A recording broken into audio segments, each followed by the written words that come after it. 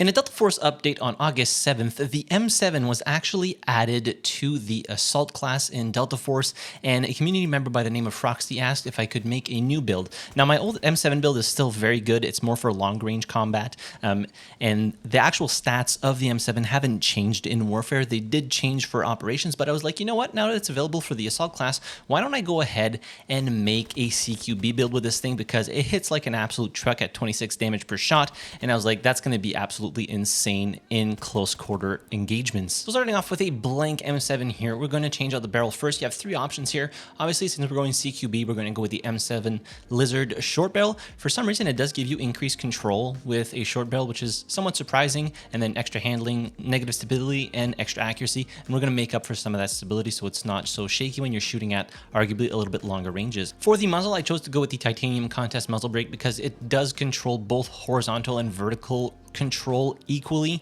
and I felt like it was much better than putting more points into like horizontal with the Bastion vertical horizontal compensator or the Sandstorm vertical compensator for vertical recoil. I felt this was a nice one to have for this weapon, considering we're not putting that many points into control. So equip that. For the foregrip, I tried a few different ones. I went with the X25U ankle combat grip. Now this one does affect firing stability, and I felt like it was too shaky with this.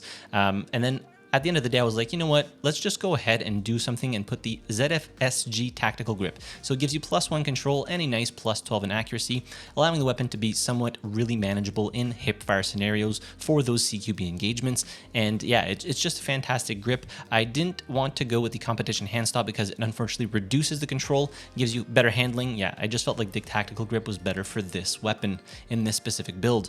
For the mag, you have two options here. So the 30 round mag or the 45 round drum mag. At first, I was using the 45 round drum mag, and you could put it on here if you find yourself running out of ammo pretty frequently in those CQB engagements, but I ended up going with the 30 round mag just because you get less negatives here. And yeah, the ADS time with the 30 round mag is so freaking snappy. It's awesome. Put the mag assist on here as well.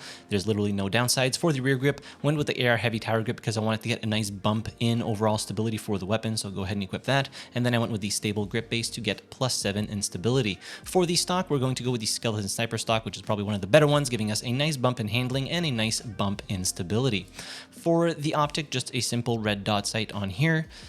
For the upper rail, I didn't put anything on here because you can only put a laser. I put two patches, the Hornet handguard panel to get more accuracy. You could obviously swap these out if you find that some other stats are lacking on the weapon. And then finally, for the side rail here, I went with the Pursed 7 blue laser light combo to get faster ADS speed, because this does increase or decrease your ADS speed by 50 milliseconds. Moving on to the calibration for the barrel, I went with +50 grams to get extra firing stability, and then -10 millimeters to get extra ADS speed. I felt like the muzzle velocity here wasn't too much of a concern because you're not using this weapon in crazy long ranges.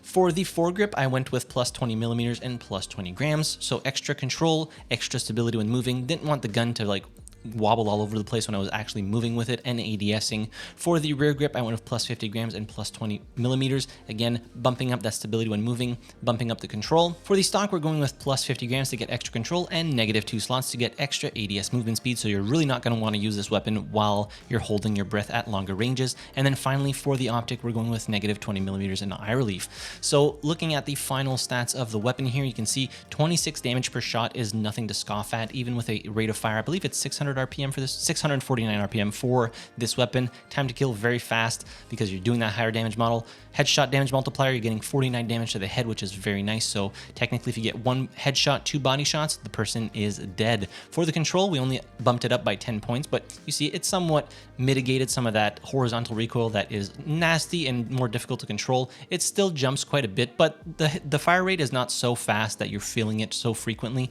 that it makes it just impossible to control. So I felt this wasn't actually too bad. For the handling, now this is where this weapon shines.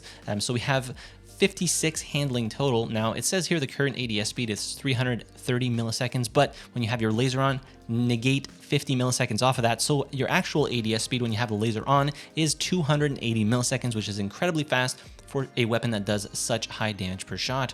For the stability here, only +6, but you can see you get nice current lens stability while firing, 0.48x, so it's really, really stable while you're actually firing. Movement stability, very nice, and then the recoil reduction when you're holding your breath is at 0.88x. And then finally for the accuracy, nice and balanced here, 63 accuracy, so And it's not going to be insanely good at like 20 meters hip fire, but when you're in really CQB engagements, you know, if you don't want ADS, even though the ADS is so fast, I don't know why you wouldn't, it's going to do very well with the hip fire as well. Now, in order to use this specific M7 build, you will need to level it up to 68, so pretty much at the end of the progression for the battle rifle. So overall, I gotta say I was doing absolutely fantastic with this M7 build. It is a ton of fun, so I'm happy that I did something for it. And I felt like, you know, considering it's now available in the assault class, it kind of makes sense to have a weapon that allows you to push a little bit more aggressively, as opposed to the longer range build that I made a while back that was, you know, only for the engineer class at the time. And I felt like the engineers maybe don't have the same potential to be as aggressive as